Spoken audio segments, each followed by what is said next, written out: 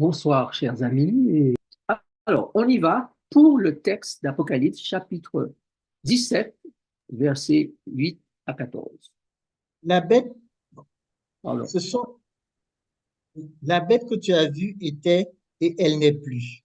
Elle doit monter de l'abîme et aller à la perdition. Et les habitants de la terre, ceux dont le nom n'a pas été écrit dès la fondation du monde dans le livre de vie, s'étonneront en voyant la bête parce qu'elle était et qu'elle n'est plus et qu'elle reparaîtra. C'est ici l'intelligence qui a de la sagesse. Les sept têtes sont sept montagnes sur lesquelles la femme est assise. remarquez bien que de même que Daniel dit, heureux ceux qui ont de l'intelligence, ceux qui auront de l'intelligence pour comprendre, comprendront, et les méchants ne comprendront rien, ils continueront à faire le mal. Donc, il est important pour nous de rechercher l'intelligence de la parole. Donc, je suis en train ce soir de vous aider à avoir l'intelligence de la parole, la façon de décoder les textes pour pouvoir avoir la connaissance que vous et moi, nous sommes censés avoir en ces derniers temps pour ne pas être l'objet ou victime plutôt des séductions sataniques. On continue le texte. On Ce continue sont la aussi, lecture. oui, ce sont aussi sept rois. Cinq sont tombés, un existe, l'autre n'est pas encore venu, et quand il sera venu, il doit rester peu de temps. Et la bête qui était et qui n'est plus est elle-même un huitième roi, et elle est du nombre des sept, et elle va à la perdition. Les 10 cornes que tu as vues sont 10 rois qui n'ont pas encore reçu de royaume, mais qui reçoivent autorité comme roi pendant 1 heure avec la bête. Ils ont un même dessein et ils donnent leur puissance et leur autorité à la bête. Ils combattront contre l'agneau et l'agneau les vaincra parce qu'il est le Seigneur des seigneurs et le roi des rois. Et les appelés, les élus et les fidèles qui sont avec lui les vaincront aussi. Alors, tous ces versets restent mystérieux, un langage que vous ne comprenez pas. La beauté de la chose, c'est de pouvoir décoder ça très facilement. Ah bon, c'est ce que ça veut dire. Bon, ben, maintenant, vous lisez le texte et une fois que vous avez compris celui-là, vous allez comprendre encore d'autres parce qu'il y a à peu près les mêmes symboles, de toujours la bête, etc. Dans l'Apocalypse, c'est plein de bêtes, voilà. Et la lecture de l'Apocalypse vous devient plus intéressant et plus facile. Alors, il s'agit pour nous de détecter, donc, quelles sont les attitudes, quelles attitudes, situations ou comportements dans la famille de Jacob. Alors, nous allons lire une histoire dans l'Ancien Testament qui est l'histoire de la famille de Jacob et nous allons voir comment l'histoire de Jacob décode la prophétie d'Apocalypse 17. Donc, Jacob, qui s'appelle aussi Israël, Israël d'antan, affirme une influence certaine de Satan, le dragon, ou de Jésus-Christ, l'agneau de Dieu, et qui se retrouve aussi chez la femme et la bête à cette tête et 10 cornes. Donc, il s'agit pour nous, je reprends, il s'agit pour nous de détecter quelles sont les attitudes, les situations, les comportements dans la famille de Jacob de l'Israël d'antan qui affirment une influence certaine de Satan, du dragon, ou de Jésus-Christ, l'agneau de Dieu, et qui se retrouve donc forcément dans les deux textes, et particulièrement dans le texte de l'Ancien Testament, la femme et la bête devenant plus clair pour nous par rapport à ce que nous aurons lu et compris dans l'Ancien Testament. La question simplement, c'est quels sont donc les indices, les quelques indices, expressions ou symboles du texte d'Apocalypse qui nous permettent de faire le lien avec le texte de l'Ancien Testament. Donc, le Nouveau Testament, Apocalypse 17, il y a des phrases, des mots, des expressions qui sont là. Est-ce qu'on peut retrouver ça dans l'histoire que nous allons lire? Et si on les retrouve, et on verra dans quelle mesure ces indices sont tellement proches, ceux du Nouveau Testament et ceux de l'Ancien Testament sont tellement proches qu'ils nous indiquent définitivement que nous sommes dans la bonne direction, dans la compréhension de ce que la femme est et de ce que la bête est. Alors, voici les indices. Si vous avez la possibilité de faire la photo de l'écran pour pouvoir relire facilement, les mémoriser peut-être.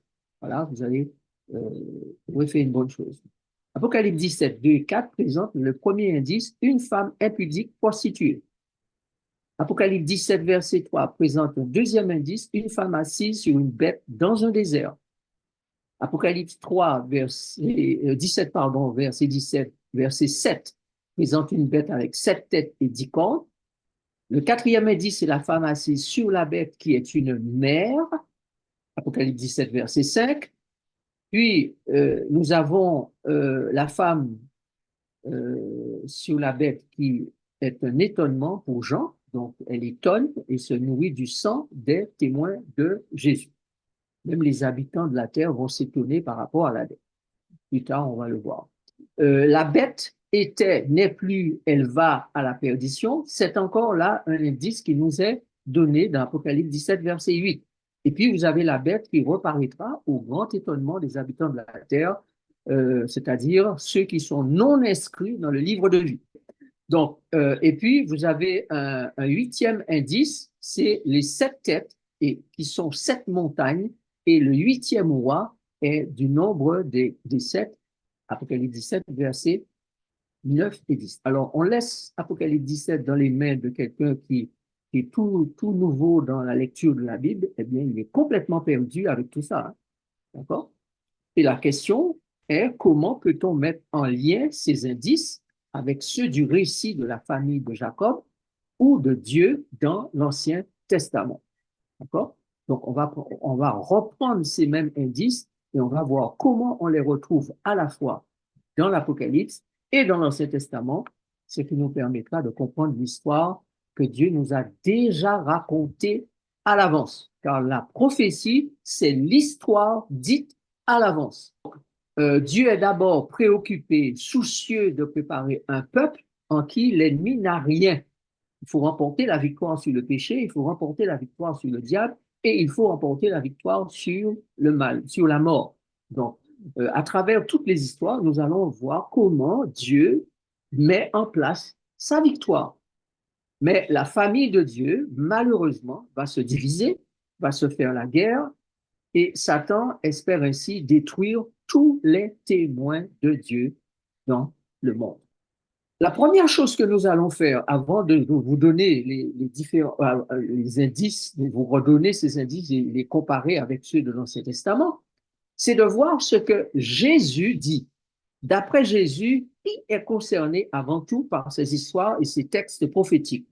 Que savons-nous vraiment de la stratégie divine? Alors, lisons ces textes et voyons ce que Jésus nous dit et qui nous met encore dans une orientation pour mieux comprendre l'Ancien Testament et mieux comprendre le Nouveau Testament.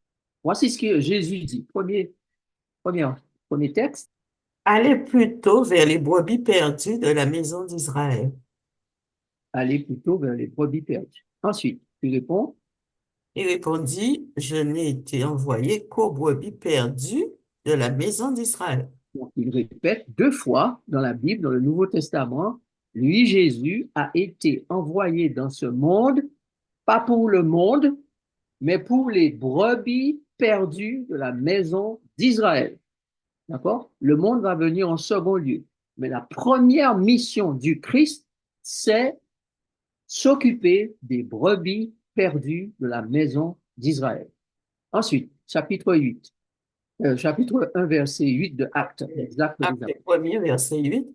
Mais vous recevrez une puissance, le Saint-Esprit survenant sur vous, et vous serez mes témoins à Jérusalem, dans toute la Judée, dans la Samarie et jusqu'aux extrémités de la terre.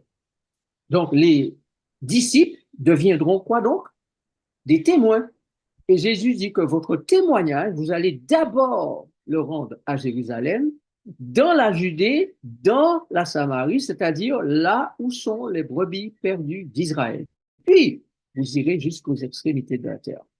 Donc, Jérusalem, Judée, Samarie, c'est là que l'on pouvait trouver les brebis perdues. Aujourd'hui, ces brebis perdues, puisque l'Israël littéral ayant disparu, c'est l'Israël spirituel, donc ces brebis se trouvent jusqu'aux extrémités de la terre, et Jésus savait bien que ça allait arriver un jour que l'Israël serait dispersé de par le monde. À partir de la venue de Jésus, les exemples et les instructions concernant le peuple de Dieu concernent d'abord les brebis perdues de la maison d'Israël, c'est-à-dire l'Israël spirituel, puis les extrémités de la terre, c'est-à-dire les humains qui sont d'autres bergeries et qui ont besoin de rejoindre la bergerie centrale. Le symbolisme va concerner principalement donc l'Israël de Dieu, le peuple de Dieu à travers l'histoire et particulièrement les saints de la fin des siècles, les saints des derniers jours. L'Israël littéral, comme je l'ai dit, a été rejeté par Jésus-Christ. Il leur a dit dans Matthieu 23, verset 28, « Votre maison vous sera laissée déserte et elle va être remplacée par l'Église. » Cette nation-là, ce peuple-là va être remplacé par l'Église nouvelle qui s'appelait avant l'Église apostolique, qui est devenue ensuite l'Église romaine et ensuite l'Église catholique. Mais l'Église apostolique, catholique et romaine a jugé utile de laisser de côté l'enseignement des apôtres en grande partie et l'enseignement des prophètes en grande partie et de retenir que l'enseignement principalement des pères de notre ère. Et voilà, et la Bible s'est fait remplacer par la tradition. D'accord? Donc, il s'agit pour nous de réaliser que l'ensemble des croyants de par le monde, de toute nation, de tout peuple, de toute langue et de tout royaume est concerné, l'ensemble de ces croyants est concerné par l'instruction qui vient de l'Ancien Testament et écrit pour nous qui sommes parvenus à la fin des siècles. Alors, souvenez-vous que Paul dit que nous les païens, c'est-à-dire nous qui ne sommes pas juifs ou hébreux, eh bien, en tant que branche, nous avons été hantés sur la racine qui est le judaïsme. Donc, Dieu veut montrer ainsi ce qu'il va advenir de son peuple à travers l'histoire, alors qu'il reçoit en permanence des coups de boutoir de Satan, du diable, du prince de ce monde, de l'antéchrist, avant Jésus-Christ et après Jésus-Christ. Donc, il y a le peuple qui souffre, le peuple qui a une histoire avant Jésus et le peuple qui a une histoire après Jésus. Donc, les histoires avant Jésus vont servir à éclairer les histoires et donner du sens aux histoires après Jésus. Alors, maintenant, nous allons venir à nos fameux indices et nous allons comparer les indices du Nouveau Testament aux indices de l'Ancien Testament. Alors, premier indice, y a-t-il dans l'Ancien Testament un jeu de prostitution ou d'adultère comme on le trouve dans le Nouveau Testament? Que la femme assise sur la bête est une prostituée, est une femme adultère. Léa est cette femme avec laquelle Jacob va avoir 6 garçons, une fille, donc 7 enfants. Lisons maintenant Genèse, chapitre 29, versets 20 à 23 et verset 25 pour comprendre. Apocalypse 17, verset 2. 17, verset 2. C'est avec elle que les rois de la terre se sont livrés à l'impudicité, et c'est du vin de son impudicité que les habitants de la terre se sont enivrés. Voilà, alors donc, on voit bien que elle, la femme, se livre à l'impudicité avec les habitants de la terre. Maintenant, regardons Genèse. Genèse 29, 20 à 23. Ainsi, Jacob servit 7 ans pour Rachel, et elles furent à ses yeux comme quelques jours parce qu'il l'aimait. Ensuite, Jacob dit à Laban, « Donne-moi ma femme, car mon temps est accompli et j'irai vers elle. » Laban réunit tous les gens du lieu et fit un festin. Le soir, il prit Léa, sa fille, et l'emmena vers Jacob qui s'approcha d'elle. OK, alors que se passe-t-il? Verset 25. Le lendemain matin, voilà que c'était Léa. Alors Jacob dit à Laban, « Qu'est-ce que tu m'as fait? N'est-ce pas pour Rachel que j'ai servi chez toi? Pourquoi m'as-tu trompé? » Voilà. Là, vous notez que Jacob ne dit pas donne-moi mes femmes. Il dit, donne-moi ma femme. Et la femme dont il est question, c'est Rachel. Mais Laban, de façon diabolique, naturellement, met dans le lit de Jacob le soir, probablement le soir, il avait tellement bu ou il était tellement fatigué qu'il n'a même pas réalisé ce qui s'est passé. Pour lui, c'était Rachel qui était dans son lit. Mais malheureusement, ce n'était pas Rachel, c'était Léa. Donc, Jacob a eu des relations sexuelles avec Léa. Et Léa a commencé à enfanter à Jacob des enfants alors que Rachel, elle, était stérile. Au sein du peuple ou de la famille que Dieu va devoir se constituer pour la mission, la question est, y avait-il une situation d'adultère, de prostitution? La réponse est oui. Jacob fait beaucoup d'enfants avec une femme qui n'est pas sa femme mariée. C'est une femme qui a été mise dans son lit. Donc, on peut dire, Rachel, l'épouse officielle de Jacob, étant stérile, Léa a pris son pied avec Jacob, avec l'aide de son père, qui l'a mis dans le lit de Jacob. Le père lui disant, ouais, mais tu comprends, c'est pas comme ça qu'on fait traditionnellement, la seconde ne peut pas se marier avant la première. Sans commentaire. En lisant attentivement le chapitre 30 et 35, versets 16 à 18 de la Genèse, vous allez voir, prenez le temps de lire Genèse à partir du chapitre 29 jusqu'au chapitre 35, et vous allez bien comprendre l'histoire. Vous allez voir que Jacob, dans ces chapitres, a eu 6 enfants de Léa, directement de Léa, 2 enfants directement de Rachel, 2 enfants de la servante de Léa, 2 enfants de la servante de Rachel et une fille de Léa, ce qui fait 12 garçons et une fille. Donc, c'est un vrai manger cochon. C'est Jacob qui fait des enfants avec sa belle-sœur, il fait des enfants avec les servantes de sa belle-sœur. Vous comprenez la situation. Donc, c'est une vraie situation d'adultère et de prostitution. Le dernier enfant, écoutez bien, hein, suivez bien, soyez très attentifs. Le dernier enfant ou 7e de Léa avec Jacob, c'est Dina. C'est une fille. C'est très important de retenir ça. Plus tard, vous allez voir pourquoi. Mais après le 4e enfant de Léa, 2 enfants viennent de Rachel qui s'intercalent entre le 4e, 5e et 6e de Léa. Donc Léa a 4 enfants, puis Rachel va avoir 2 enfants avec sa servante, ou Jacob va avoir 2 enfants avec la servante de Rachel, n'est-ce pas? Donc il y a, après les 4 de Léa, 2 de Rachel sont intercalés. Puis Léa va recommencer à avoir des enfants avec Jacob, et elle va en faire 2 autres. Un autre garçon, encore un autre, parce qu'elle aussi va donner sa servante à Jacob, qui va faire 2 enfants avec Rachel, avec Léa, pardon. Entre le 4e enfant de Léa et le 1er enfant, 2e enfant de Rachel, n'est-ce pas? On va avoir un autre enfant de Léa, donc 5e enfant. Donc entre le 4e et le 5e, il y a 2 enfants de Rachel. Puis après le 5e viennent 2 enfants de Léa, de la servante de Léa. Et ensuite vient la fille.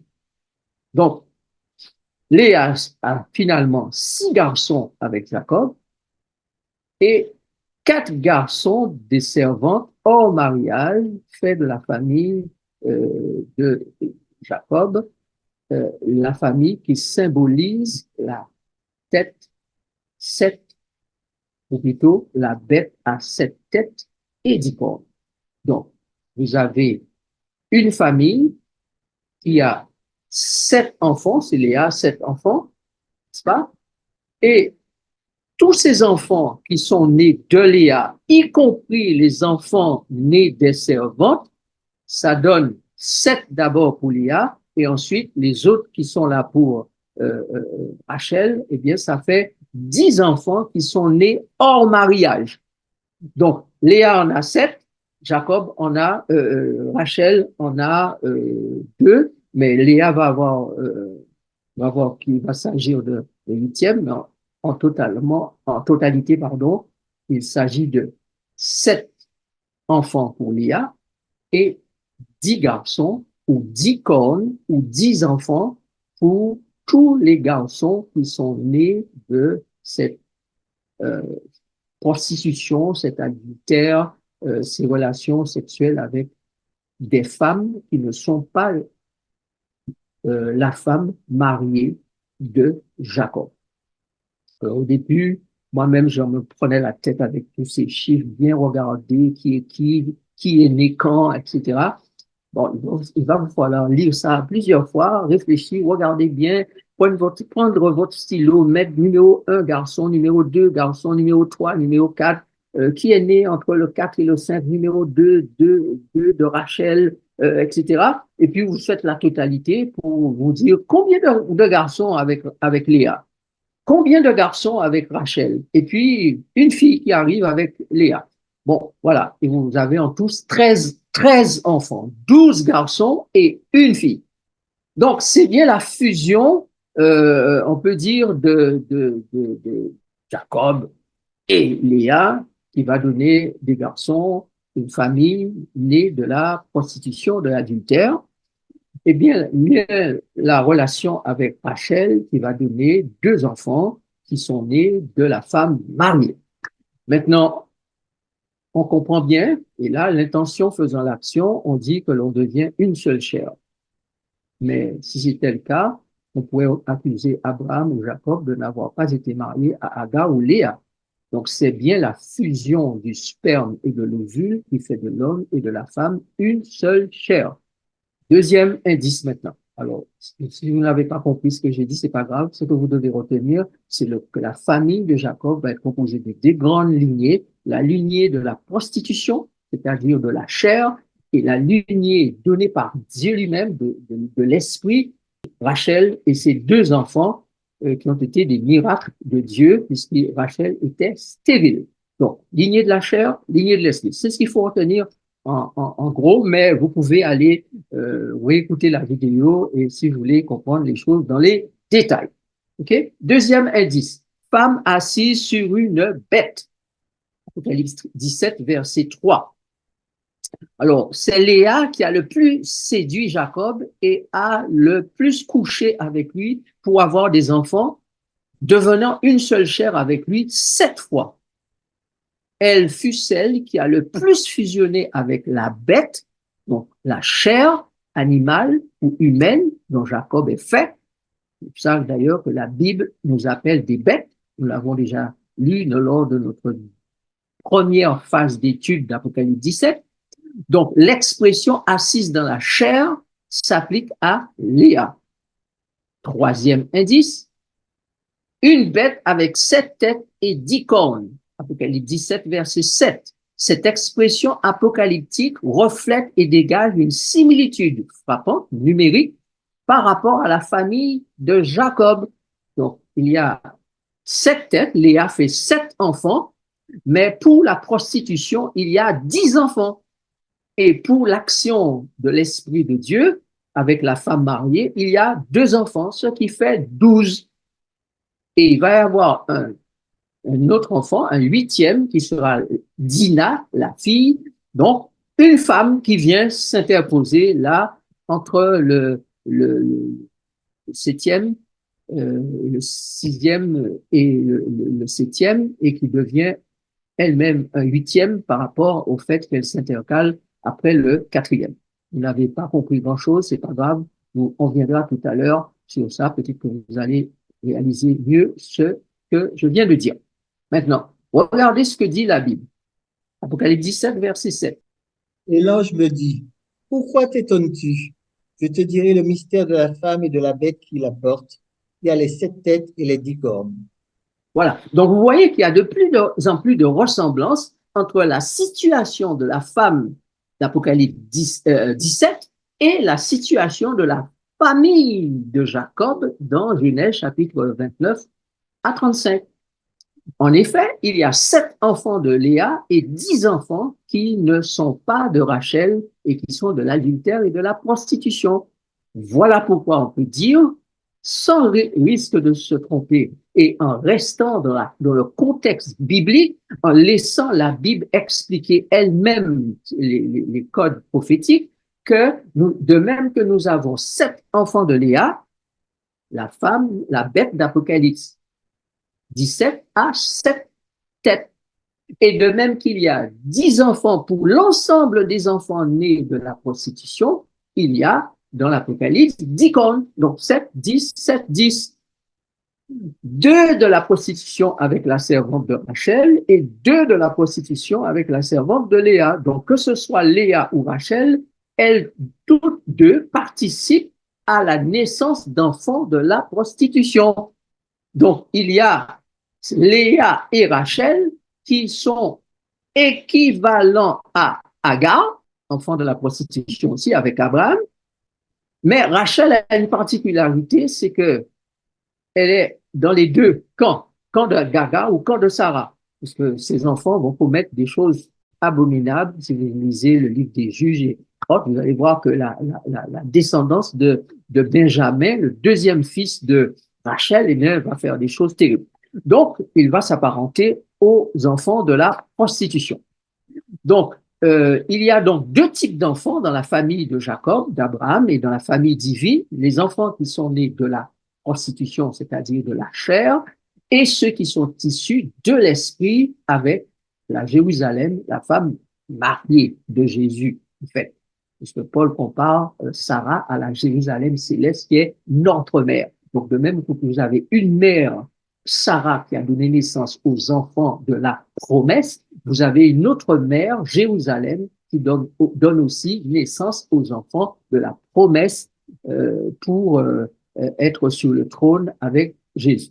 Okay? Ce sont des frères et sœurs directs de Jésus. 4e indice, la femme assise sur la bête. Alors, la femme sur la bête, c'est donc la chair qui domine la chair assise sur la chair. Parce que la femme, c'est l'humanité, c'est un groupe de personnes, d'êtres humains qui s'appellent femmes par rapport au fait que la femme étant symbolique de la chair dans la Bible, eh bien, voilà que la chair s'assied sur la chair, ou la chair domine la chair.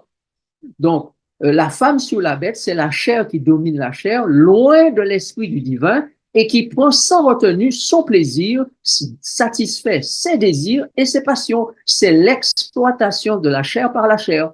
Donc, une entité qui dirige, qui domine, donc une entité royale, et une entité qui est dominée et qui boit de tout ce que l'entité qui dirige donne, qui est instruit, esclavagisé, dominé par la première. Donc, aujourd'hui, qu'est-ce qui se passe dans notre monde? C'est qu'on voit de plus en plus la jante féminine dominer la jante masculine par l'expression du corps et des atouts sexuels. Rares sont les hommes qui résistent à une belle femme prête à tout leur donner. Des milliards de gens, en plus de cela, sont accros à la pornographie, transgenre et autres. Donc, vous voyez, donc, la symbolique femme, chair impudique, chair dépravée, va jouer un rôle important à l'approche du retour de Jésus. Le sexe impudique va dominer dans le monde. Et que cette domination soit physique ou sociale ou encore spirituelle, eh bien, on va de plus en plus voir développer cette sexualité débridée, dépravée, spirituellement et sexuellement parlant, socialement parlant, et spirituellement parlant, cette sexualité débridée ou ces relations qui sont contre nature vont être emmenées par ce qu'on appelle un genre d'œcuménisme généralisé.